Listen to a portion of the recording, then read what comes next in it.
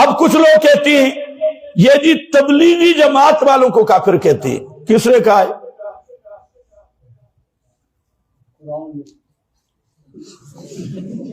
بھائی ہم خود تبلیغ والے، اصل تبلیغ تو ہم کرتے ہیں. بلغ ما، تبلیغ تو ہے قرآن. اور کسی جماعت کو کافر کہنا من حیث المجموع یہ ہمارا منہج ہی نہیں ہے کہ فلانی جماعت کافر ہے، فلانی جماعت کافر ہے. یہ تو جائے لوگوں کا کام ہوتا ہے. تبلیغ وہ حق ہے قرآن کی تبلیغ. جو جماعت تبلیغی ہے اس میں بھی کئی قسم کے لوگ ہیں.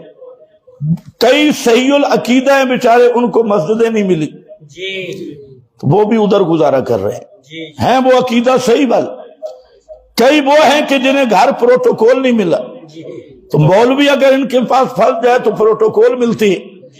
کئی وہ ہیں کہ ڈاکہ ڈالا، چوری کی، کسی کا قرض لیا، اب وہ اسے تنگ کر رہا ہے، اس نے بسترا اٹھا رہا اور سال کے لیے اللہ کے راستے میں، اب نہ ملے نہ کچھ. ایسا ہوتا ہے نہیں ہوتا؟ تو علل عموم کیسے ہم کافر کہیں گے؟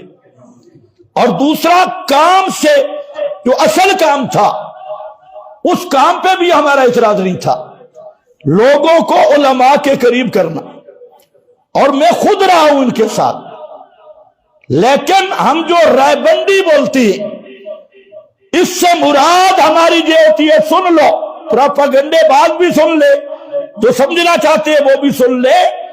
اس سے ہماری مراد وہ افراد ہیں جو قرآن کے دشمن ہیں، جو جہاد کے منکر ہیں، جو نظام محمدی کے مقابل یہودیت کو رواج دینا چاہتی ہے، اور جو تبلیغ کے رنگ میں اس گروہ میں ایک پوری پارٹیاں کام کر رہی ہے شریعت کی جڑیں اکھیڑنے والی.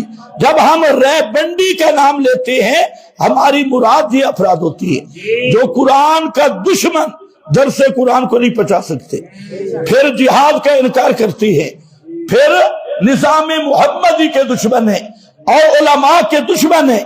تو یہ جو کالی بھیڑے ہیں ان میں ہم رائے بندی سے مراد یہ لیتے ہیں یہ پوری جماعت من حیث الجماعت کو کافر کہنا یہ ہمارا منہج ہی نہیں ہے.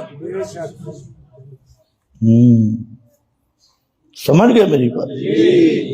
اچھی طرح سمجھ، اچھی طرح سمجھ.